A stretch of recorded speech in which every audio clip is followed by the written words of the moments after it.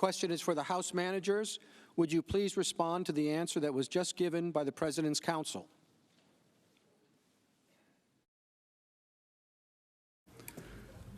I think we can all see what's going on here, and that is, if the House wants to call witnesses, if you want to hear from a single witness, if you want to hear what John Bolton has to say, we are going to make this endless. We, the President's lawyers, are going to make this endless. We promise you. We're going to want Adam Shiff to testify. We're going to want Joe Biden to testify. We're going to want Hunter Biden. We're going to want the whistleblower.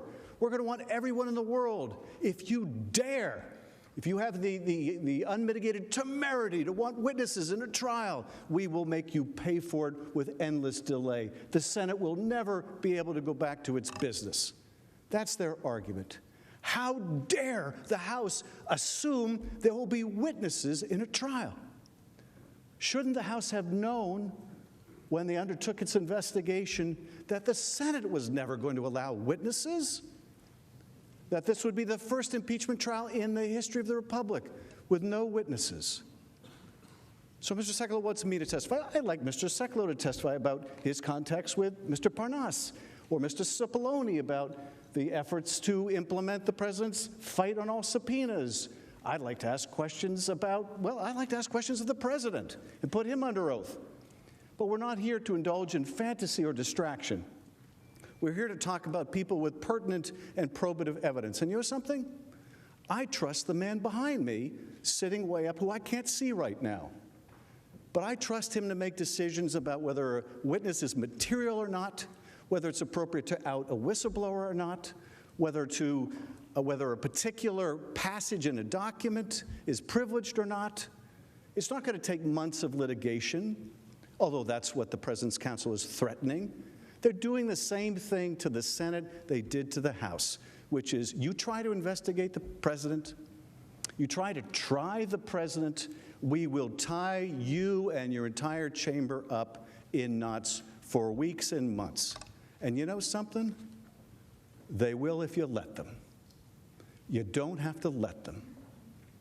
You can subpoena John Bolton. You can allow the Chief Justice to make a determination in camera whether something is relevant, whether it deals with Ukraine or Venezuela, whether it's privileged or it isn't, whether it's the privilege is being misapplied to hide criminality or wrongdoing. We don't have to go up and down the courts. We've got a perfectly good Chief Justice sitting right behind me who can make these decisions in real time.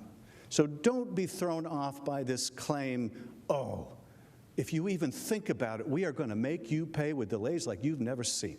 We're going to call witnesses that will turn this into a circus.